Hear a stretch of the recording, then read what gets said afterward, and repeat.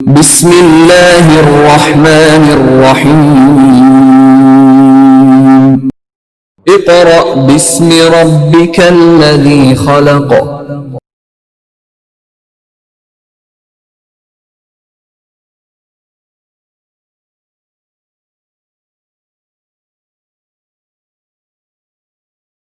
Dear students, आज हम work for day 7 से अपना नेक्स्ट लेक्चर स्टार्ट करेंगे विच इज अल्कीन्स। स्टूडेंट्स, आपको याद होगा कि हमने अपने प्रीवियस लेक्चर में अल्केन्स के टॉपिक को कंप्लीट किया था, जिसमें हमने लास्ट में कंबस्चन का टॉपिक कंप्लीट किया था और उसके साथ साथ हमने अल्केन्स की यूजेस को पढ़ा था।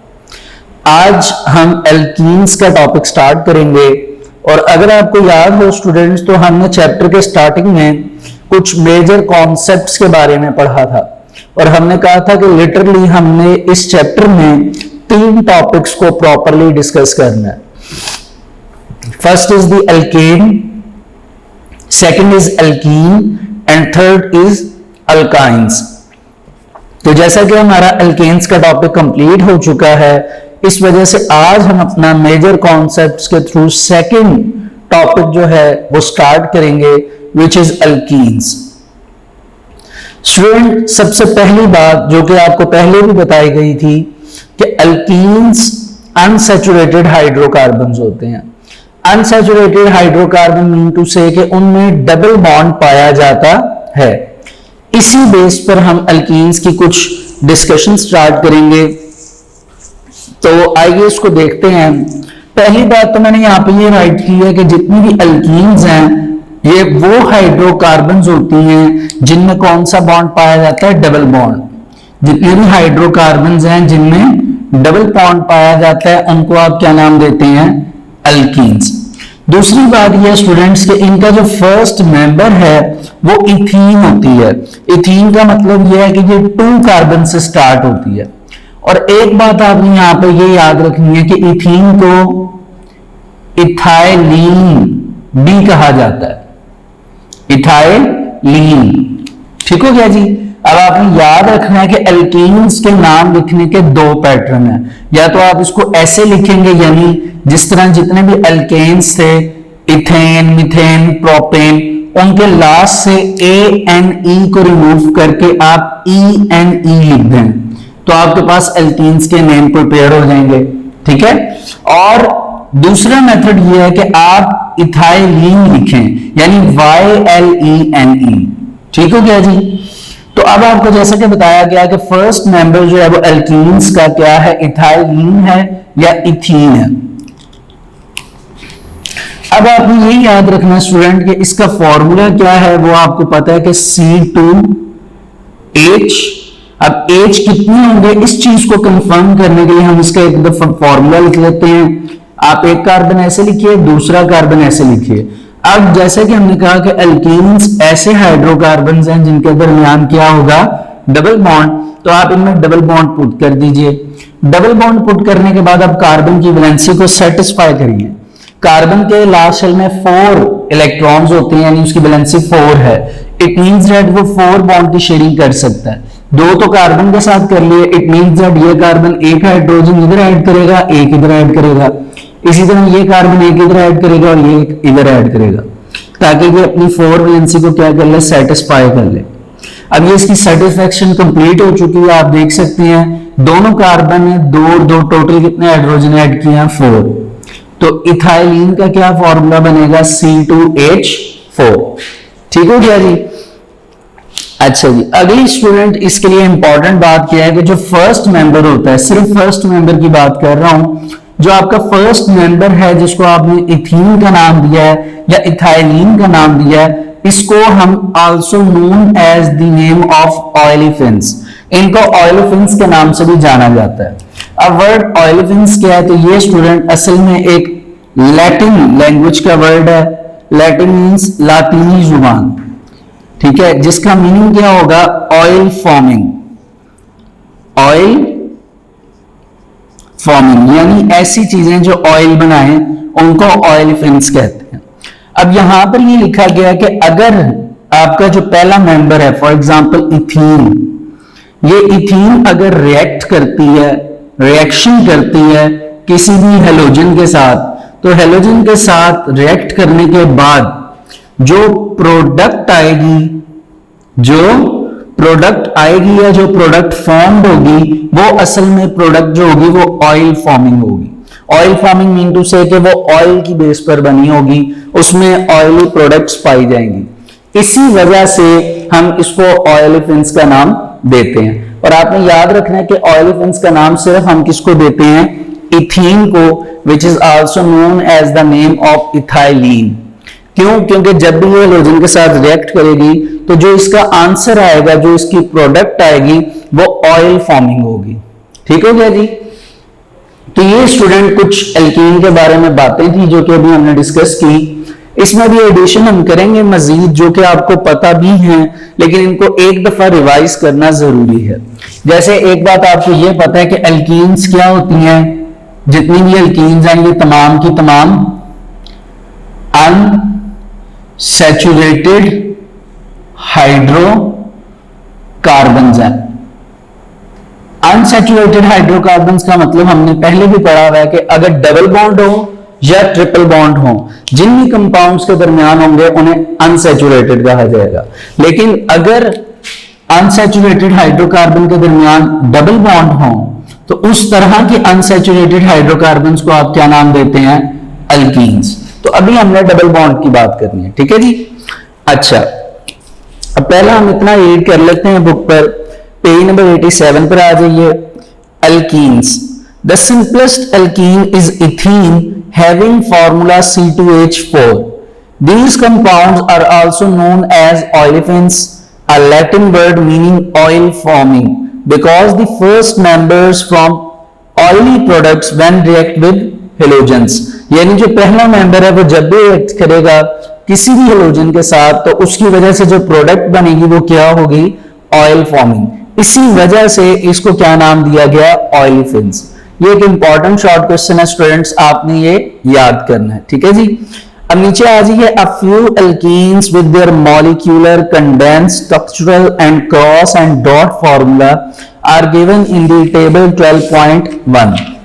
अब आप अगले पेज पर आ जाइए तो होपफुली आपको टॉप पर पेज नंबर 88 के आपको एक टेबल बना हुआ नजर आ रहा होगा।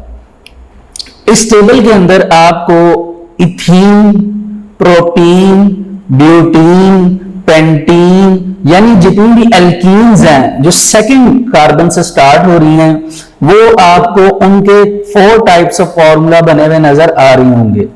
आपको याद होगा स्टूडेंट्स कि जब हमने ऑर्गेनिक केमिस्ट्री का चैप्टर स्टार्ट किया था तो उसका जो सेकंड टॉपिक था आफ्टर इंट्रोडक्शन, वो हमने टाइप्स ऑफ केमिकल फॉर्मूला ही पढ़ा था, जिसको हमने टाइप्स ऑफ केमिकल फॉर्मूली का नाम दिया था, जिसमें हमने 4 टाइप्स की डिस्कशन की थी विद प्रॉपर एग्जांपल्स।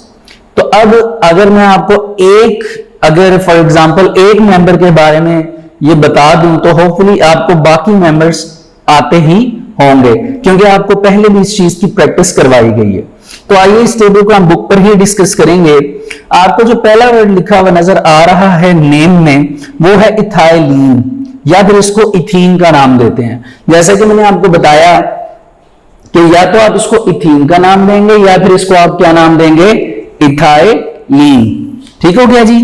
तो स्टूडेंट्स आप देख सकते हैं इथाइलिन का मॉलिक्यूलर फॉर्मूला क्या है, C2H4। यानी जो इधर हमने पहले से मेंशन किया है C2H4, ये इसका क्या है, मॉलिक्यूलर फॉर्मूला। हमने मॉलिक्यूलर फॉर्मूला में ये देखा था, ये पढ़ा था कि जिसमें हम number of carbon and hydrogen atoms को काउंट करते हैं, जो एक्चुअल उनके एटम्स होते हैं। ठीक है, अब आप देख सकते हैं कि इथीन में कार्बन की कंसंट्रेशन कितनी है, 2 एटम्स, वाइल हाइड्रोजन की कितनी है, 4 एटम्स। ठीक है जी। आगे उसका कंडेंस फॉर्मूला देखिए। कंडेंस का मतलब क्या होता है कि स्ट्रक्चर को बिल्कुल कंडेंस फॉर्म में ले आना। अब आपको नजर आ रहा है कि CH2 डबल बॉन्ड CH2, ये इसका कंडेंस फॉर्मूला। आप आगे देखिए स्ट्रक्चरल फॉर्मूला। तो स्ट्रक्चरल फॉर्मूला में सिर्फ क्या हुआ कि हाइड्रोजन के साथ बॉन्डिंग लगाकर उनके स्ट्रक्चर को ओपन कर दिया, जो कि सामने मैंने भी आपके सामने बनाया हुआ है, सेम वही फॉर्मूला बुक पर बना हुआ है। और फिर डॉट एंड क्रॉस में क्या होता है कि जहां पर आपने बॉन्ड लगाया है वहां पर आप डॉट एंड क्रॉस से उनको क्या करते हैं, रिप्रेजेंट करते हैं। ठीक है जी। इसी तरह आप नीचे आ जाएं, अगर इथीन से इथाइलीन था, ठीक है जी, तो प्रोपीन से क्या हो जाएगा, प्रोपाइलीन। सेम उसका फॉर्मूला जो है वो थोड़ा सा डिफरेंट होगा, एक कार्बन इंक्रीज होगा इसमें इथीन की निस्बत और 2 हाइड्रोजन इंक्रीज होंगे। ये चीज हमने चैप्टर नंबर 11 ऑर्गेनिक केमिस्ट्री में प्रॉपरली याद की थी कि होता कुछ इस तरह था कि अगर आपके पास कोई अल्केन है तो एक कार्बन ऐड होगा और 2 हाइड्रोजन क्या होंगे, ऐड होंगे। इसी तरह यहां पे आप देखें कि एक कार्बन ऐड हुआ है और ऊपर की निस्बत नीचे कितने हाइड्रोजन ऐड हुए हैं, 2। कितने हाइड्रोजन ऐड हुए हैं, 2। ठीक है जी। आगे उसका आप देख सकते हैं कंडेंस फॉर्मूला लिखा हुआ है। अब इस कंडेंस फॉर्मूले को आप बुक पर गौर से देखिए। देखिए, याद रखिए कि जब भी एल्कीन्स या एल्काइंस आएंगे, ये बात मैंने आपको पहले भी बताई थी, जितनी मर्जी लॉन्ग चेन क्यों ना हो, उस लॉन्ग चेन के अंदर एक मर्तबा, उस लॉन्ग चेन के अंदर एक मर्तबा डबल बॉन्ड अगर आ जाए तो वो अल्कीन बन जाता है। बाकी बॉन्ड सिंगल होते हैं, बाकी बॉन्ड क्या होते हैं, सिंगल। लेकिन एक मर्तबा डबल बॉन्ड अगर आ जाएगा तो वो अल्कीन होगी, एक दफा ट्रिपल बॉन्ड आ जाएगा तो वो क्या होगी, अल्काइन। अब आप प्रोटीन में देखिए तो लेफ्ट साइड पे एक दफा डबल बॉन्ड है, राइट साइड पे सिंगल बॉन्ड है। एक दफा डबल बॉन्ड आ गया, इट मींस दैट वो क्या है, प्रोटीन। अब अगर आपको कोई भी फॉर्मूला लिखने में प्रॉब्लम आती है कि आपको याद नहीं है उसके कितने हाइड्रोजन हैं, तो आपने सिर्फ 2 चीजें याद रखनी है कि फर्स्ट ऑफ ऑल प्रोटीन में कार्बन कितने हैं, सेकंड आपने ये याद रखना होता है कि कार्बन की वैलेंसी क्या है, 4। आपने उसकी बॉन्डिंग कंप्लीट करनी है। आप जैसे जैसे हर कार्बन के 4 बॉन्ड पूरे करते जाएंगे, अल्टीमेटली हाइड्रोजन आपको ऐड करने पड़ेंगे, तो आपको फिर हाइड्रोजन याद करने की जरूरत नहीं पड़ेगी।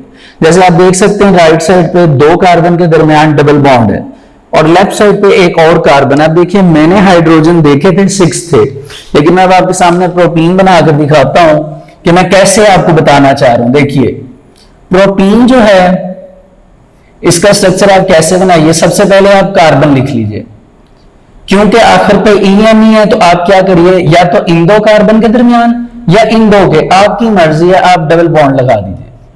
ठीक है जी, डबल बॉन्ड यहां पर आ जाएगा। अब आपको पता है कि अगर इन दोनों कार्बन ने डबल बॉन्ड बनाया तो जाहिर सी बात है ये कार्बन क्या बनाएंगे, सिंगल बॉन्ड। अब हाइड्रोजन आप ऐड करिए, खुद ब खुद ऐड होते जाएंगे। देखिए, इस कार्बन ने 2 बॉन्ड यहां पर शेयर किए हैं, तो जाहिर सी बात है ये अपने साथ कितने हाइड्रोजन ऐड करेगा, 2। अब आप सेंटर वाले कार्बन को देखिए तो इसने 2 बॉन्ड यहां शेयर किए हैं, एक यहां शेयर किया है, यानी इसके 3 बॉन्ड कंप्लीट हैं। तो जाहिर सी बात है ये कितना बॉन्ड बनाएगा, 1 हाइड्रोजन के साथ। इस कार्बन का 1 बॉन्ड बना हुआ है, इट मींस दैट ये अपने साथ कितने हाइड्रोजन ऐड कर सकता है, 3। ठीक हो गया जी। अब आप हाइड्रोजन पुट करिए तो ये प्रोटीन का कौन सा फॉर्मूला बन जाएगा, स्ट्रक्चरल फॉर्मूला। अब आप देख सकते हैं कंडेंस तो बुक पर आपको बना हुआ नजर आया है, उससे नेक्स्ट फॉर्मूला जो बना हुआ है वो कौन सा है, स्ट्रक्चरल फॉर्मूला। ठीक है जी। इस तरह प्रोटीन, ब्यूटीन, इन सब के आपको लिखे हुए नजर आ रहे होंगे, उनके कंडेंस फॉर्मूला भी, उनके स्ट्रक्चरल फॉर्मूला भी। अब यहां पर स्टूडेंट आपकी होम असाइनमेंट है कि जिस तरह आपने ऑर्गेनिक केमिस्ट्री में अल्केन्स में, यानी जो सिंगल बॉन्ड वाले थे, उनके molecular, structural, condensed, dot and cross formula लिखे थे, उसी तरह आप ये होम असाइनमेंट के तौर पर एल्कीन्स के जो 10 तक फॉर्मूला बनेंगे या फॉर्मूली बनेंगे उन्हें आप क्रिएट करिए। 4 तो उसमें पहले ही लिख दिए हैं, यानी आप यूं समझिए कि इथीन, प्रोपीन, ब्यूटीन, ठीक है, एंड पेंटीन। 5 कार्बन तक तो यहां कंप्लीट हो चुके हैं, बाकी 5 कार्बन आपने खुद बनाने हैं। उसके आप कंडेंस फॉर्मूला भी लिखिए, मॉलिक्यूलर फॉर्मूला भी लिखिए, स्ट्रक्चरल भी लिखिए, एंड डॉट एंड क्रॉस। इस तरह आपका मतलब कि प्रैक्टिस हो जाएगी और आपको फॉर्मूला लिखना आ जाएगा। ठीक है जी। अब हम चलते हैं स्टूडेंट्स इसकी ऑक्यूरेंस की तरफ। ऑक्यूरेंस किसे कहते हैं कि ये कहां कहां पाई जाएंगी, एल्कीन्स। ठीक है, वर्ड ऑक्यूरेंस जो है वो अक्कर से निकला है। ठीक है जी। तो स्टूडेंट्स इसका पहला पॉइंट आप देख सकते हैं, लिखा हुआ है कि alkenes being more reactive than alkane seldom occur free in nature. Seldom का मतलब होता है कभी कभार, फ्री इन नेचर के ये कभी कभार आपको कुदरती तौर पर मिलते हैं। इसके अलावा जो पहली बात हुई है वो ये कि एल्कीन्स जो है मोर रिएक्टिव देन एल्केन्स। जहां पर स्टूडेंट्स वर्ड THAN देन आ जाए, इट मींस दैट दो चीजों के दरमियान डिफरेंस की बात हो रही है। अब आप यहां पर देख सकते हैं कि इस पॉइंट में उन्होंने ये बताया है कि alkenes are more reactive than alkanes, कि एल्कीन ज्यादा रिएक्टिव है। क्योंकि आपको अगर याद हो तो हम ये बात पीछे ऐसे डिस्कस कर आए थे एल्केन्स की, कि जितने भी एल्केन्स हैं वो क्या होते हैं, दे आर पैराफिन्स। पैराफिन्स का मतलब हमने पढ़ा था कि लीस्ट रिएक्टिव, यानी जितने भी एल्केन्स हैं वो तमाम के तमाम लीस्ट रिएक्टिव होते हैं, यानी रिएक्शन में बहुत ही कम पार्टिसिपेट करते हैं। उसकी रीजन क्या थी स्टूडेंट्स, वो आपको बताई गई थी कि लीस्ट रिएक्टिव होने की वजह उनके दरमियान पाया जाने वाला बॉन्ड है विच इज सिंगल बॉन्ड। ठीक है जी। जबकि अगर आप एल्कीन्स को देखें तो आप देख सकते हैं कि जितनी भी एल्कीन्स हैं ये तमाम की तमाम रिएक्टिव होती हैं। ठीक है, ये रिएक्टिव क्यों है स्टूडेंट, उसकी वजह यह है कि एल्कीन के दरमियान कौन सा बॉन्ड पाया जाता है, डबल बॉन्ड। कौन सा बॉन्ड पाया जाता है, डबल बॉन्ड। डबल बॉन्ड होने की वजह से इनके पास कैपेबिलिटी है कि ये किसी चीज को ऐड करवा सकें, किसी चीज को क्या करवा सकें, ऐड। इसी वजह से जब ये केमिकल रिएक्शन करती हैं एल्कीन्स, तो ये इजीली कौन सा रिएक्शन परफॉर्म कर सकती हैं, एडिशन रिएक्शन। एडिशन का मतलब कि ये किसी भी चीज को इजीली क्या कर सकती हैं, अपने अंदर ऐड कर सकती हैं। क्यों, क्योंकि इनके अंदर ये कैपेबिलिटी है कि जब भी किसी चीज को ऐड करेंगी तो इनके पास दो बॉन्ड हैं, यानी इनके पास आप यूं समझिए कि ये वो इंसान है जिसके पास खाना खाने की अभी थोड़ी सी क्या है, गुंजाइश है। ठीक है, जब किसी चीज को ये ऐड करेंगी तो इनके दरमियान का जो बॉन्ड है वो टूट जाएगा एक। जब एक बॉन्ड टूटेगा तो क्या होगा, ये एल्कीन से क्या बन जाएंगे, एल्केन। एल्कीन से क्या बन जाएंगे, एल्केन। इट मींस दैट कि अगर आपने एल्कीन से एल्केन बनाना है तो आप क्या करते हैं, एल्कीन्स के अंदर कौन से रिएक्शन करवाना स्टार्ट कर देते हैं, एडिशन रिएक्शन।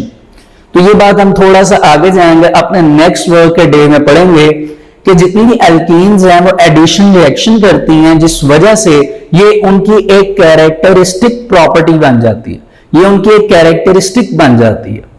ठीक है जी। तो बहरहाल पहला पॉइंट अब आपको समझ आ जाना चाहिए कि एल्कीन मोर रिएक्टिव क्यों है, उनकी जो बेसिकली रीजन है वो उनके दरमियान मौजूद क्या है, डबल बॉन्ड। ठीक हो गया जी। अच्छा जी, अब आगे मूव करते हैं स्टूडेंट्स। सेकंड पॉइंट है जी कि lower alkenes occur in coal gas in minute quantities. Minute का मतलब होता है स्मॉल, यानी कम अमाउंट में। कम अमाउंट में या कम क्वांटिटीज में आपको जो लोअर एल्कीन है जिनका मॉलिक्यूलर मास कम होगा वो कहां से मिल जाएंगी, कोल गैस में से। तीसरा पॉइंट है स्टूडेंट्स के ethylene is present in natural gas some time to the extent of 20%। आपने पीछे एल्केन्स में पढ़ा था कि जो नेचुरल गैस है वो मोस्टली डिपेंड करती है किस पे, मीथेन पे, जो कि 85% थी। इसी तरह नेचुरल गैस में कुछ जो आप कह लीजिए परसेंटेज रहती थी 15%, वो इधर लिखी गई है कि नेचुरल गैस में कभी कभार इसकी एक्सटेंशन जो है वो 20% होती है, यानी कभी कभार मीथेन जो होगी वो 80% होगी, ये 20% होगी, वगरना कभी कभार मीथेन 85% होगी, ये 15%। इस तरह करके 100% नेचुरल गैस जो है वो बनेगी। ठीक है जी। लेकिन आपने एमसीक्यू के तौर पे याद रखना है कि मीथेन 85% होती है और इसकी एक्सटेंशन 20% होती है। इसकी एक्सटेंशन या इसका जो एक्सटेंट है, फैलाव है, वो कितनी है, 20%। ठीक है जी। लास्ट पॉइंट है स्टूडेंट्स अक्यूरेंस का कि alkenes are produced in large amount by the cracking of petroleum. Cracking of petroleum ये एक खास प्रोसेस है जिसमें पेट्रोल को क्रैक किया जाता है। क्रैक का मतलब कि हाई मॉलिक्यूल्स होते हैं, बड़े बड़े मॉलिक्यूल्स होते हैं जिनको तोड़कर सिंपल फॉर्म में लाया जाता है। तो जब उनको सिंपल फॉर्म में कन्वर्ट कर लिया जाता है या कन्वर्ट हो रहे होते हैं तो उनमें डबल बॉन्ड क्रिएट हो जाता है। तो this process is known as cracking of petroleum. अब आपने याद रखना कि जब पेट्रोलियम की क्रैकिंग की जाती है तो बड़े पॉलीमर्स होते हैं, बड़ा मॉलिक्यूल होता है बहुत बड़ा, जिसके दरमियान जो है वो सिंगल बॉन्ड पाए जाते हैं। लेकिन जब उसको तोड़ा जाता है, उसको सेपरेट किया जाता है, उसकी क्रैकिंग की जाती है पेट्रोलियम की, तो क्रैक करने पर जो प्रोडक्ट आती है उसमें डबल बॉन्ड पाया जाता है। यानी जब हम क्रैकिंग ऑफ पेट्रोलियम करते हैं तो हमें क्या वहां से फाउंड होती हैं, अल्कीन्स, ठीक है, जिनमें डबल बॉन्ड होता है। तो यहां तक स्टूडेंट्स आप देख सकते हैं कि हमने ऑक्यूरेंस का टॉपिक कंप्लीट कर लिया है, जो कि एक इंपॉर्टेंट शॉर्ट क्वेश्चन भी है, ठीक है। आपने इसमें चारों पॉइंट्स को याद करना है, क्योंकि इन 4 के 4 पॉइंट्स में से कोई भी एमसीक्यू आ सकता है। अगर मैं शॉर्ट क्वेश्चन आएगा तो आपने 2 पॉइंट्स लिखने हैं, ठीक है जी। अब स्टूडेंट हम मूव करते हैं प्रिपरेशन ऑफ एल्कीन्स की तरफ, एल्कीन्स की प्रिपरेशन की तरफ, कि एल्कीन्स को प्रिपेयर कैसे किया जाता है। देखिए ये बात तो आप पहले ही जानते हैं कि जैसे हमने एल्केन्स का टॉपिक स्टार्ट किया था तो उसमें भी हमने क्या किया था, एल्केन्स की प्रिपरेशन की थी। इसी तरह हम यहां पर एल्कीन्स की प्रिपरेशन करेंगे कि एल्कीन्स को प्रिपेयर करने का क्या तरीका है। देखिए एल्कीन्स को प्रिपेयर करने का जो फॉर्मली मेथड है वो यहां पर हमें गिवन है, जिसमें पहला मेथड स्टूडेंट हमारे पास लिखा हुआ है डिहाइड्रेशन ऑफ अल्कोहल्स, और सेकंड पॉइंट है हमारे पास जो नेक्स्ट पेज पे है, डिहाइड्रोहेलोजिनेशन ऑफ एल्काइल हैलाइड्स, ठीक है जी।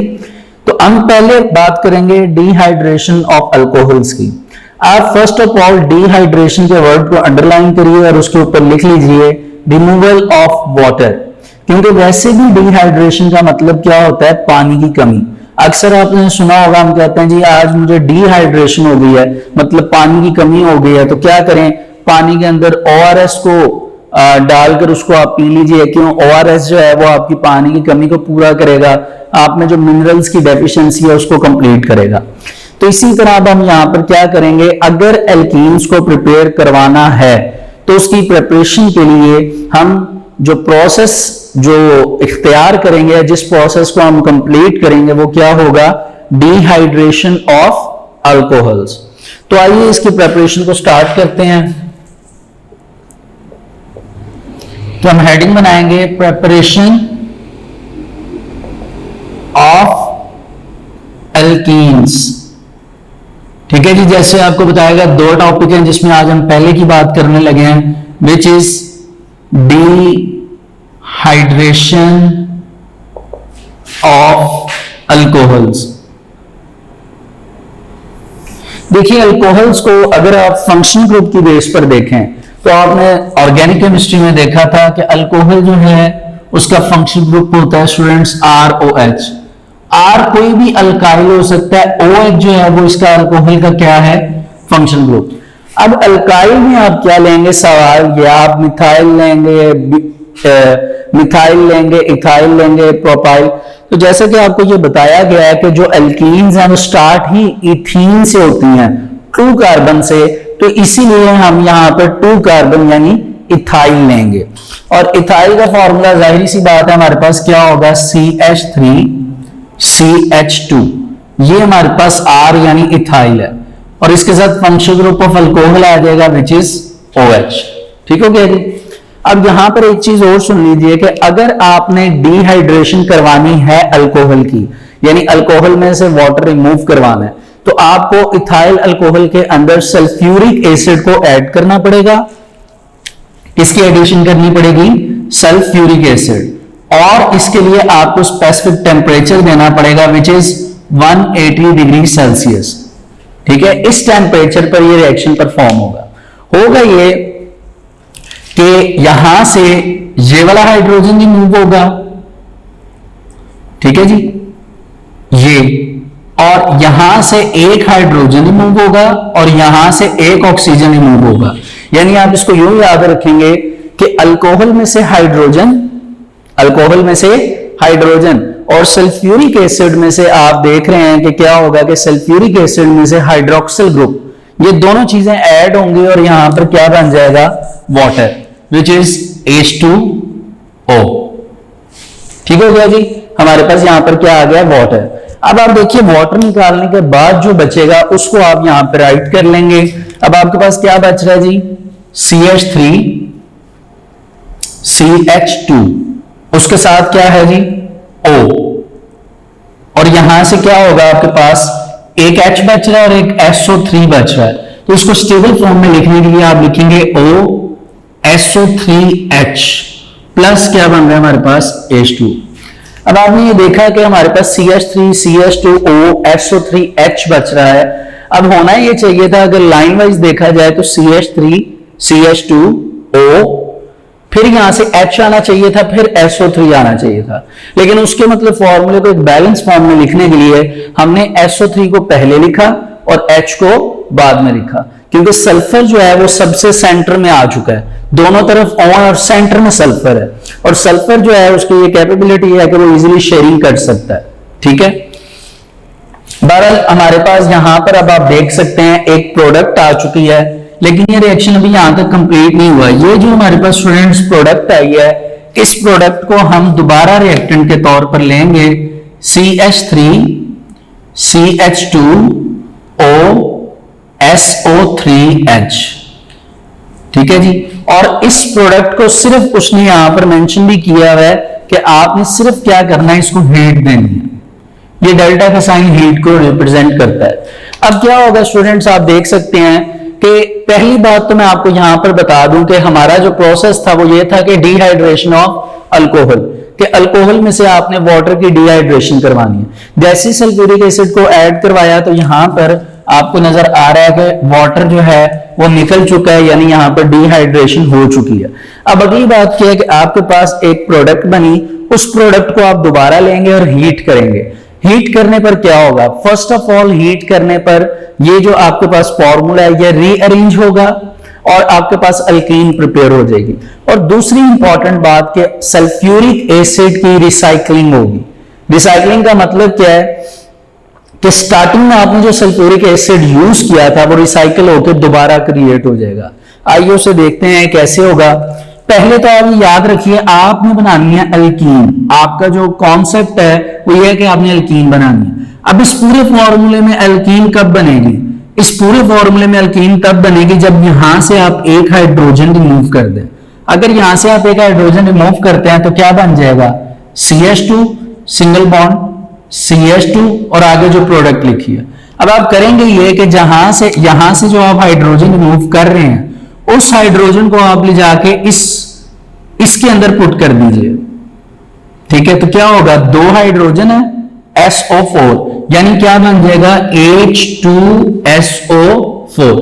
और अब होगा क्या, जब यहां से एक हाइड्रोजन रिमूव होगा और यहां से इसका बॉन्ड टूटेगा, तो एक हाइड्रोजन रिमूव होने के बाद बॉन्ड टूटने के बाद कार्बन ने अपने आप को स्टेबल करना है, तो इसीलिए वो अपने दरमियान कौन सा बॉन्ड बना लेगा, डबल बॉन्ड।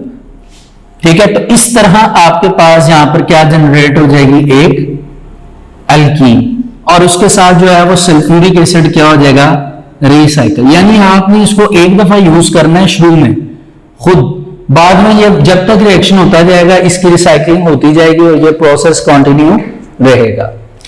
तो देखा आपने स्टूडेंट कैसे हमने अल्कोहल की डिहाइड्रेशन करवाई और उसके बाद उसको हीट किया, जिसकी वजह से हमारे पास हमारी प्रोडक्ट जो कि हमें चाहिए थी एल्कीन, उस एल्कीन की क्या हो गई, प्रिपरेशन हो गई, वो तैयार हो गई, और उसके साथ हमारे पास जो एडिशनल है वो सल्फ्यूरिक एसिड बन गया जो कि एक बाय प्रोडक्ट है, और उसकी क्या हो गई, रिसाइकलिंग।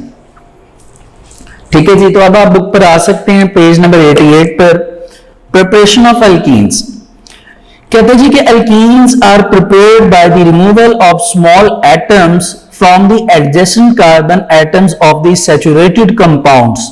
यानी सैचुरेटेड कंपाउंड से मुराद जिनमें सिंगल बॉन्ड होगा। आप देख सकते हैं कि एल्कीन में कौन सा बॉन्ड है, सिंगल, सॉरी एल्कीन नहीं, इसका क्या नाम है, अल्कोहल। अल्कोहल में कौन सा बॉन्ड है, सिंगल। इसमें से वो कह रहा है कि अगर आप एटम्स को रिमूव करवा दें, कौन से एटम्स, वो उन्होंने ब्रैकेट में लिखा हुआ है, वो हाइड्रोजन हो सकता है, हाइड्रोक्सिल हो सकता है, या फिर कोई भी हेलोजन हो सकता है। तो आप देख सकते हैं कि इसमें हमने क्या किया था, इसमें हमने पहले हाइड्रोजन रिमूव करवाया और फिर दोबारा कार्बन जो एडजेसेंट कार्बन था उसमें से फिर क्या रिमूव करवाया, हाइड्रोजन। किसमें से, एक सैचुरेटेड कंपाउंड में से, so as to create a double bond between carbon atoms. और जैसे ही आप रिमूव करवाएंगे तो उसकी जगह क्या बन जाएगा, डबल बॉन्ड, यानी एक अनसैचुरेटेड कंपाउंड बन जाएगा। तो आइए इसमें पहला स्टेप देखते हैं, डिहाइड्रेशन ऑफ अल्कोहल। कहते जी dehydration is the removal of water. जैसा कि आपको स्टार्टिंग में बताया, इसके लिए आप क्या करेंगे कि इथीन को अगर आपने प्रिपेयर करना है तो इसके लिए आपको इसको हीट करना पड़ेगा एक मिक्सचर को, which is ethanol and excess of concentrated sulphuric acid at 180 degree Celsius. ठीक है जी, कंसंट्रेटेड सल्फ्यूरिक एसिड लेना और एथानॉल लेना है। ठीक है जी। अब अल्कोहल को लिखने के एक स्पेसिफिक तरीके हैं, यानी अगर आपके पास, मैंने जैसा आपको बताया कि यहां पे हमने कौन सी अल्कोहल तैयार की थी, इथाइल। स्टार्टिंग में मैंने आपको कहा था ना हमने कौन सी अल्कोहल तैयार करनी है, इथाइल अल्कोहल। तो इथाइल अल्कोहल का असल में नाम है एथानॉल।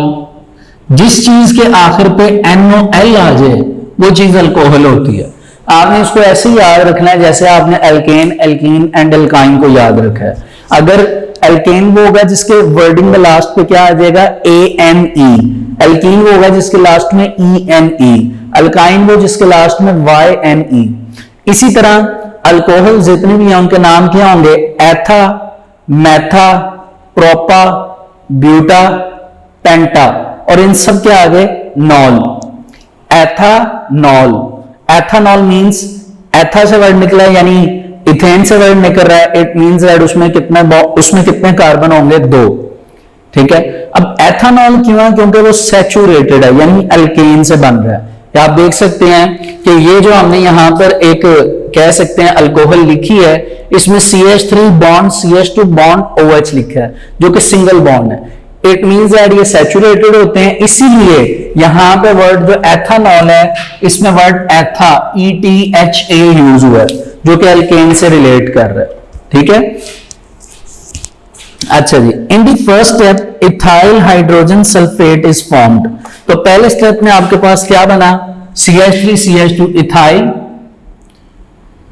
सल्फर, और उसके साथ उन्होंने लिखा हुआ हाइड्रोजन सल्फेट। क्या बनेगा, इथाइल हाइड्रोजन सल्फेट, जो कि एक अनस्टेबल प्रोडक्ट है। Is formed which decomposes. Decomposes का मतलब जो टूटेगा तब जब आप उसको हीट करेंगे और उससे क्या प्रोड्यूस हो जाएगी, ethene, which is collected over water, जो कि उस पानी के ऊपर कलेक्ट हो जाएगी, जमा हो जाएगी।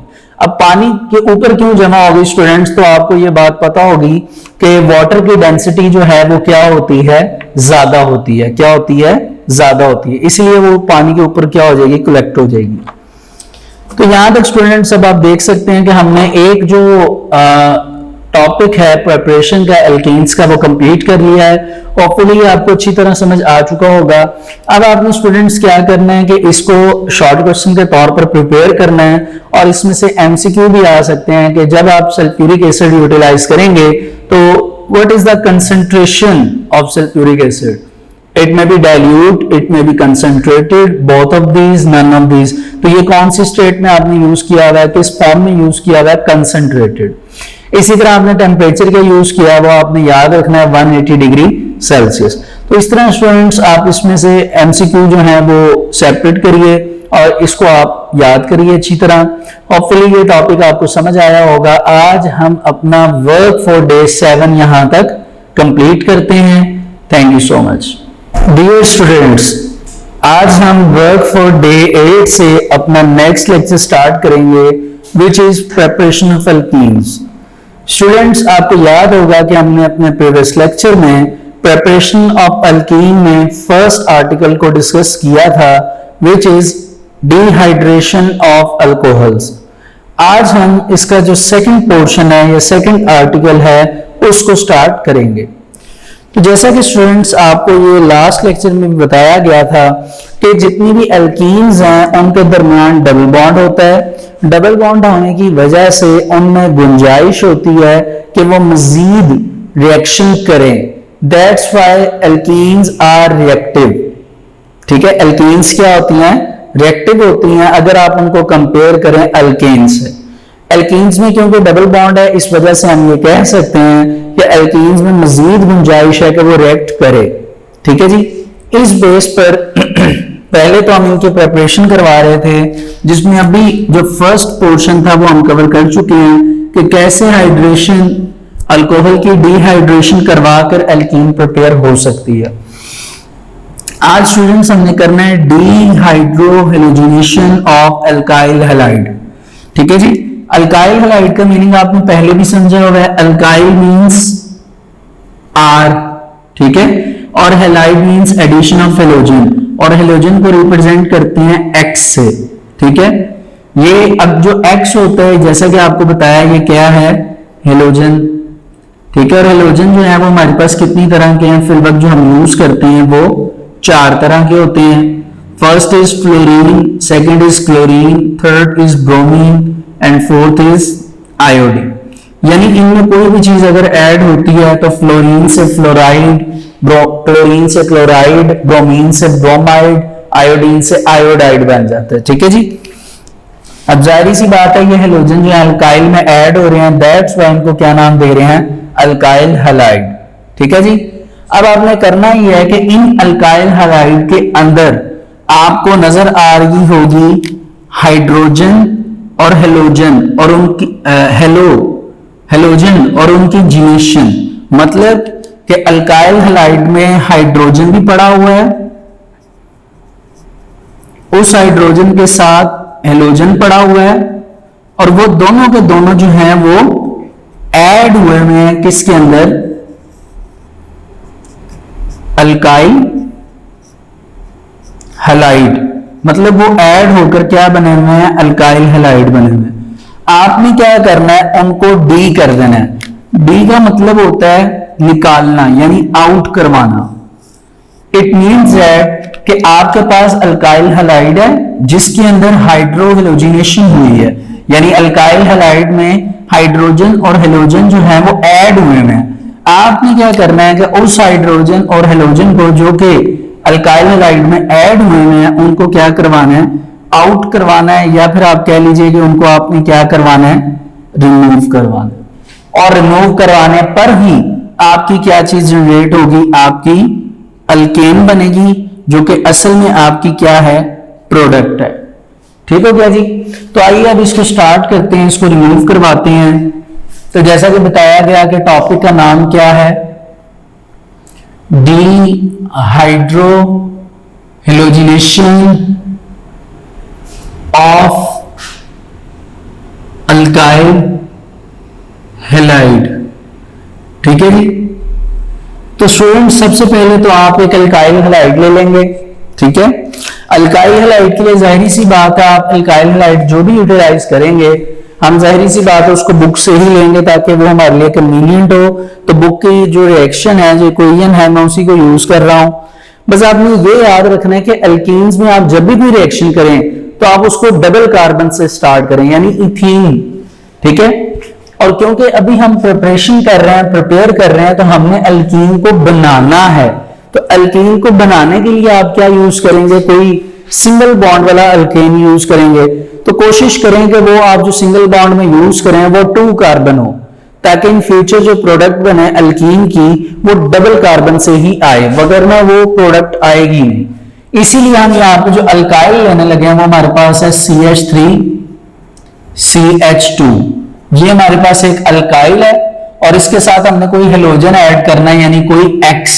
तो यहां पर X आप कुछ भी ऐड कर सकते हैं। बुक में ब्रोमीन ऐड हुआ है, ठीक है। क्या ऐड हुआ है, ब्रोमीन। आप क्लोरीन ऐड कर लें, कोई प्रॉब्लम नहीं है। एक एडिशनल रिएक्शन मैं आपको करके बताऊंगा इसी के साथ, CH3CH2Cl, ठीक है। दोनों सेम है, फर्क ये है कि ये ब्रोमीन है, ये क्लोरीन है। अब आपने करना यह है कि आपने इसमें एडिशन करवानी है बेस की, वो है पोटेशियम हाइड्रोक्साइड KOH, और वो पोटेशियम हाइड्रोक्साइड क्या होनी चाहिए, अल्कोहलिक होनी चाहिए। ये कुछ उसकी रिक्वायरमेंट है रिएक्शन में। तो अल्कोहलिक पोटेशियम हाइड्रोक्साइड आपने क्या करनी है, ऐड करनी है। अब यहां पर देखिए होगा क्या, होगा ये कि ये आपके पास एक अल्काइल हैलाइड है, ये, ठीक है, ये अल्काइल है, ये हेलोजन है, और इस हेलोजन की एडिशन हुई है तो ये बन गया अल्काइल हैलाइड।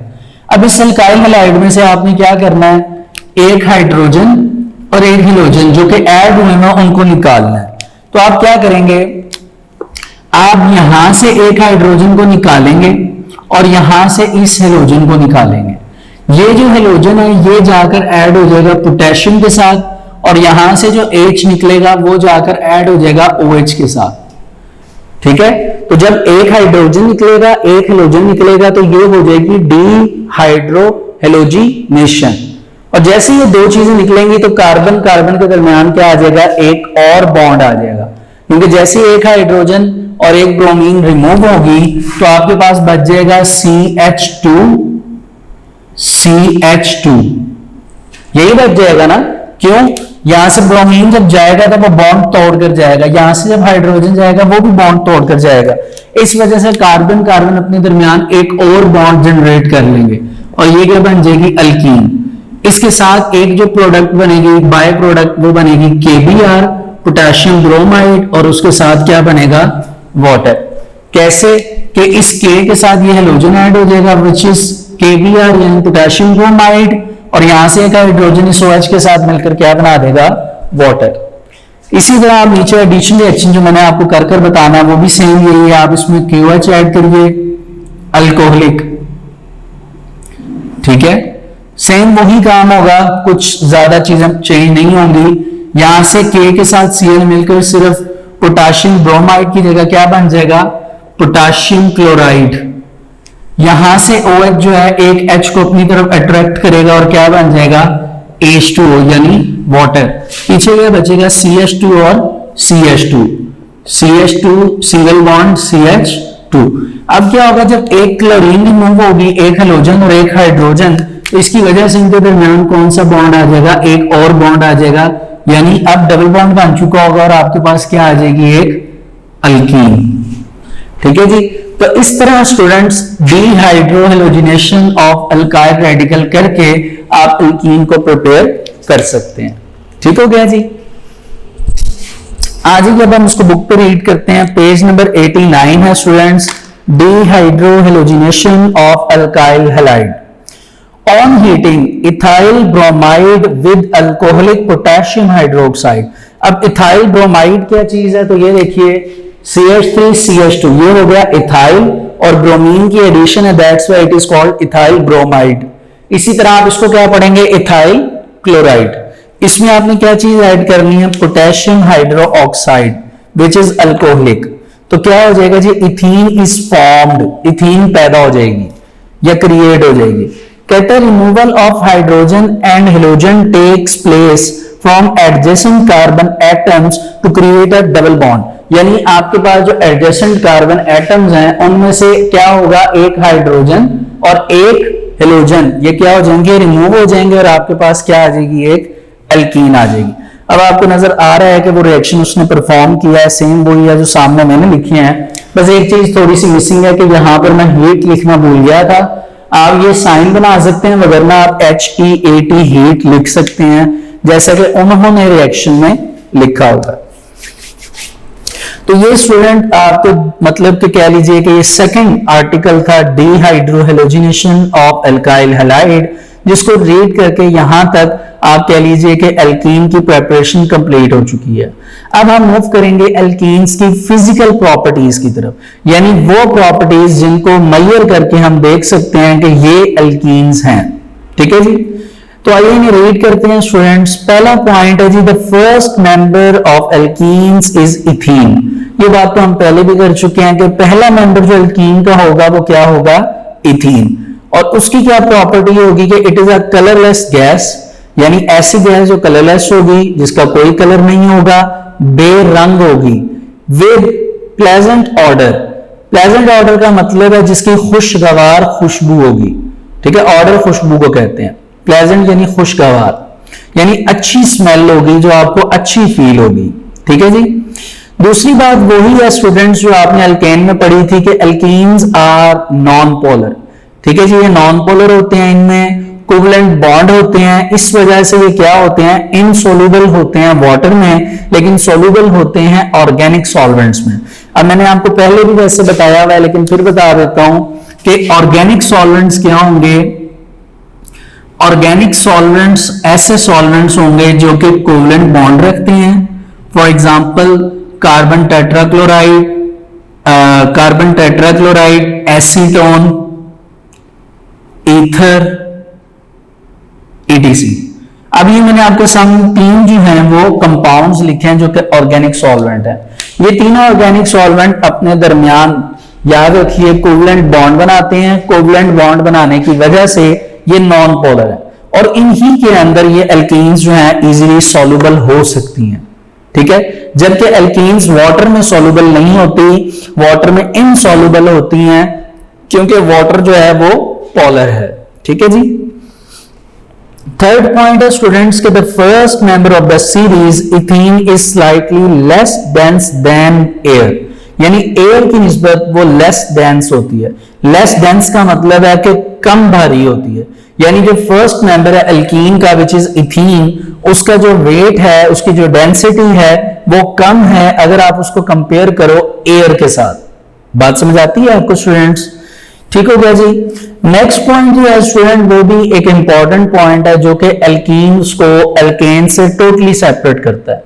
आप अगर याद करें तो जब हमने फिजिकल प्रॉपर्टीज ऑफ एल्केन पढ़ी थी तो हमने वहां पर पढ़ा था कि एल्केन्स आर इनफ्लेमेबल, जबकि यहां पर एल्कीन्स के बारे में क्या लिखा हुआ है कि alkenes are flammable hydrocarbons. Flammable का मतलब है कि ये इजीली जल सकते हैं, ठीक है। और याद करिए जब हमने एल्केन्स को अलग से जलाने का प्रोसेस पढ़ा था तो उसका नाम था कंबस्टन, जिसमें हमने दो आर्टिकल्स डिस्कस किए थे जो मैंने आपको बनाकर बताए थे। First is the complete combustion and second is the incomplete combustion, ठीक है। इसी तरह यहां पर आप देख सकते हैं लिखा हुआ है कि on complete combustion they form carbon dioxide water and release energy. ये वही है जो आपने एल्केन में पढ़ा था कि कार्बन डाइऑक्साइड बनेगी, वाटर बनेगा और एनर्जी बनेगी in the form of heat. However, their flame is smokier than alkanes. Flame यानी जब भी इनको जलाया जाता है तो इनका धुआं ज्यादा बनेगा कंपैरेटिवली टू एल्केन्स। हालांकि इनके नंबर ऑफ कार्बन एटम्स और एल्केन के number of carbon atom same ही होंगे। फॉर एग्जांपल मैं कहता हूं कि मैंने इथेन लिया है और मैं कहता हूं कि जी मैंने इथीन ली है, मैं दोनों को बर्न करूंगा, दोनों को जलाऊंगा, दोनों में प्रोडक्ट सेम बन रही है, क्या? Carbon dioxide, water and energy, अगर इनकी कंप्लीट कंबस्शन की जाए। लेकिन दोनों में डिफर क्या आएगा कि एल्केन का धुआं यानी उसका स्मोक कम बनेगा, एल्कीन का स्मोक ज्यादा बनेगा। Alkenes are more smokier than alkane. उसकी रीजन क्या है? हालांकि नंबर ऑफ कार्बन एटम भी सेम है, प्रोडक्ट्स भी सेम बन रही हैं, उसकी स्टूडेंट बेसिकली रीजन है बॉन्डिंग। आप देखिए कि जो इथेन है, किसकी बात कर रहा हूं मैं? इथेन। तो आप देख सकते हैं कि जो इथेन होगा स्टूडेंट्स, इथेन में क्या होगा, उसका क्या फॉर्मूला है? उसका formula student CH3 single bond CH3। जबकि आप देखिए इथीन को, तो इथीन का क्या फॉर्मूला स्टूडेंट? वो है CH2 डबल बॉन्ड CH2। यानी एल्कीन में डबल बॉन्ड मौजूद है, तो नेचुरली तौर पे बॉन्डिंग होने की वजह से, और क्योंकि ये मोस्ट रिएक्टिव है या कह लीजिए कि ज्यादा रिएक्टिव है कंपैरेटिवली टू एल्केन, इस वजह से ये ज्यादा स्मोक बनाएगी। ये बात मैं फिर रिपीट कर रहा हूं, आप देख सकते हैं कि इथेन और इथीन में नंबर ऑफ कार्बन एटम्स को देखना होता है हमने, वो दोनों सेम है, ऊपर भी 2 कार्बन है, नीचे भी 2 कार्बन है, लेकिन कार्बन के नंबर ऑफ एटम सेम होने के बावजूद जब आप इनको फ्लेम मतलब के हीट देंगे, इनमें कंबस्शन का प्रोसेस होगा, तो इनमें प्रोडक्ट भी सेम बनेगी। प्रोडक्ट क्या बनेगी? दोनों में सेम, दोनों में कार्बन डाइऑक्साइड बनेगा, वाटर बनेगा और क्या बनेगी? Energy in the form of heat. लेकिन एक चीज का डिफर आ रहा है जो कि लिखा हुआ है इनमें कि एल्कीन्स जो हैं वो ज्यादा स्मोक क्रिएट करेंगी, they are more smokier than alkane. ठीक है, तो रीजन क्या है उसकी मौजूदगी में, रीजन क्या है उसके? क्योंकि एल्कीन में डबल बॉन्ड है, इस वजह से। ठीक है जी। अगला पॉइंट भी स्टूडेंट्स एल्केन की फिजिकल प्रॉपर्टीज से मैच करता है कि their melting and boiling point gradually increase with the increase of molecular size of the compounds. देखिए एक बात मैं आपको पहले बता दूं कि एल्केन, एल्कीन एंड एल्काइन ये तीनों जो हैं अपने दरमियान रखते हैं कोवेलेंट बॉन्ड, और जिन कंपाउंड्स के दरमियान कोवेलेंट बॉन्ड होता है नेचुरली तौर पे उनके melting and boiling point weak होते हैं, या आप कह लीजिए कि उनके मेल्टिंग एंड बॉइलिंग पॉइंट जो हैं वो कम होते हैं, कोई sharp melting and boiling point नहीं होता। ठीक है, जबकि आयोनिक बॉन्ड अगर किसी कंपाउंड के दरमियान मौजूद है तो उसके melting and boiling point high होते हैं। ठीक है, तो इन शॉर्ट आपने बात की याद रखनी है कि जितने भी हाइड्रोकार्बन्स हैं, चाहे वो अल्केन है, एल्कीन है या अल्काइन है, उनके मेल्टिंग एंड बॉइलिंग पॉइंट लो होते हैं नेचुरली तौर पर। लेकिन अगर आप उनका साइज इंक्रीज करना शुरू कर दें, यानी अगर इथीन है, इथीन से propene, butene, pentene, with the passage of time gradually जैसे जैसे साइज इंक्रीज होगा उनमें number of carbon atoms increase होंगे। नंबर ऑफ कार्बन एटम जब इंक्रीज होंगे तो उनके दरमियान का जो स्ट्रक्चर है वो क्या हो जाएगा, कॉम्प्लेक्स। तो स्ट्रक्चर जितना कॉम्प्लेक्स होगा उसको सेपरेट करना उतना ही क्या होगा, मुश्किल होगा। उसको डिकम्पोज करना उतना ही क्या होगा, मुश्किल होगा। आपको ज्यादा हीट देनी पड़ेगी जिस वजह से आपके मेल्टिंग एंड बॉइलिंग पॉइंट क्या हो जाएंगे, हाई हो जाएंगे। तो नेचुरली तौर पे ऑर्गेनिक कंपाउंड्स जितने भी उनके मेल्टिंग एंड बॉइलिंग पॉइंट क्या होते हैं, लो। लेकिन अगर आप उनका मॉलिक्यूलर मास इंक्रीज करना शुरू कर देंगे तो वो क्या हो जाएंगे, हाई हो जाएंगे, ज्यादा हो जाएंगे। ठीक हो गया जी। यहां तक स्टूडेंट्स हमारी फिजिकल प्रॉपर्टीज भी कंप्लीट होती हैं। आपने अब याद रखना है कि फिजिकल प्रॉपर्टीज ऑफ अल्कीन्स, ये एक लॉन्ग क्वेश्चन है, इसको आपने लॉन्ग क्वेश्चन के तौर पर याद करना है और इसमें एमसीक्यू भी आ सकते हैं, आपने एमसीक्यूज को भी सेपरेट करना है। ठीक हो गया जी। अब स्टूडेंट इसके साथ हम अगला टॉपिक भी स्टार्ट करेंगे, उसको स्टार्ट करेंगे थोड़ा सा, विच इज केमिकल रिएक्शंस।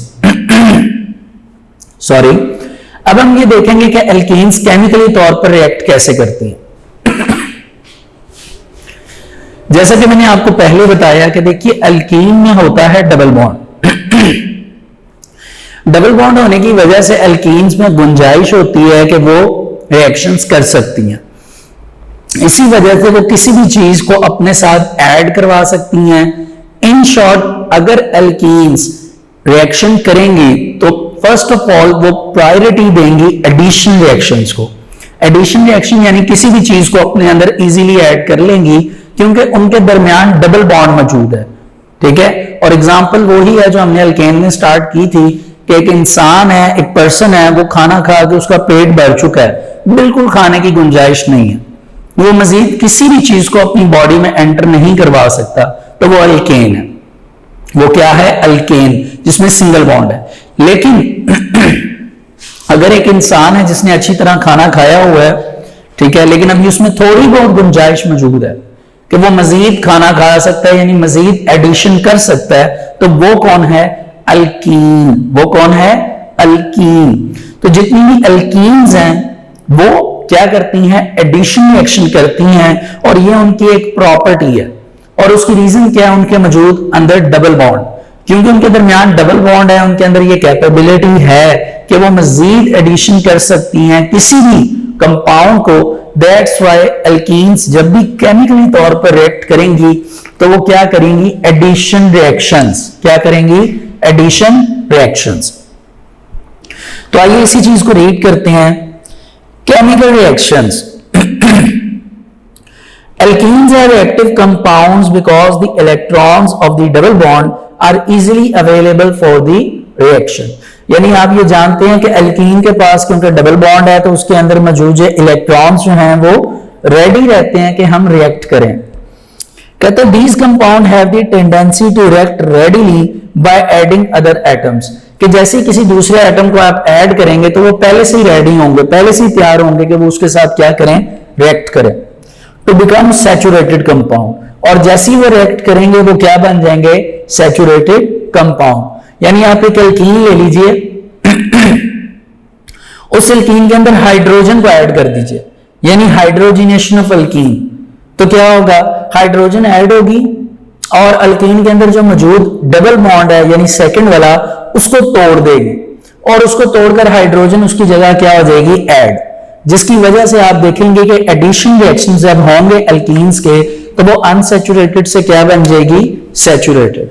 तो एडिशन रिएक्शन में जो बात आपने याद रखनी है वो ये कि जितनी भी अल्कीन्स हैं वो कौन सी रिएक्शन करती हैं, एडिशन रिएक्शंस। कौन सी रिएक्शंस करती हैं, एडिशन रिएक्शंस। और अल्कीन जब एडिशन रिएक्शंस करती हैं तो क्योंकि हमने पहले पढ़ा हुआ है कि अल्कीन्स क्या होती हैं, अनसैचुरेटेड हाइड्रोकार्बन्स। क्या होती हैं, अनसैचुरेटेड हाइड्रोकार्बन्स। तो जैसे एडिशन रिएक्शन होगा तो जितनी भी अल्कीन्स हैं वो क्या बनना शुरू हो जाएंगी, अल्कीन। यानी सिंगल बॉन्ड वाली बनना शुरू हो जाएंगी और वो क्या कहलाएंगी, सैचुरेटेड हाइड्रोकार्बन्स। यानी आप इसको ऐसे याद रख सकते हैं कि जितनी भी एल्कीन्स होंगी वो तमाम की तमाम एल्कीन्स एडिशन रिएक्शन करने के बाद अनसैचुरेटेड से सैचुरेटेड बनना शुरू हो जाएगी। As the result, the double bond is converted to single bond that is more stable. तो एल्कीन जो अपने दरमियान डबल बॉन्ड रखती हैं वो तोड़कर उसको सेपरेट करके सिंगल बॉन्ड पर आ जाएंगी जो कि ज्यादा स्टेबल बॉन्ड है। Thus, addition reactions are the characteristic property of unsaturated compounds. यानी जितने भी unsaturated compounds हैं उनमें एल्कीन भी आ जाते हैं और अल्केन भी आ जाते हैं, एल्कीन्स भी आ जाती हैं एंड अल्काइंस भी आ जाती हैं। तो एल्कीन्स एंड अल्काइंस जो हैं वो क्या करती हैं, वो अपने अंदर एडिशन रिएक्शन करती हैं और अपने आप को ज्यादा स्टेबिलिटी की तरफ ले जाती हैं और अपने आप को क्या बना लेती हैं, saturated hydrocarbons. These are the reactions। अब ये एडिशन रिएक्शन की डेफिनेशन है स्टूडेंट्स कि these are the reaction in which the product are formed, कि जो प्रोडक्ट बनेगी by the addition of some reagents, after the addition of some reagents that may be hydrogen यानी hydrogenation, chlorine यानी halogenation etc.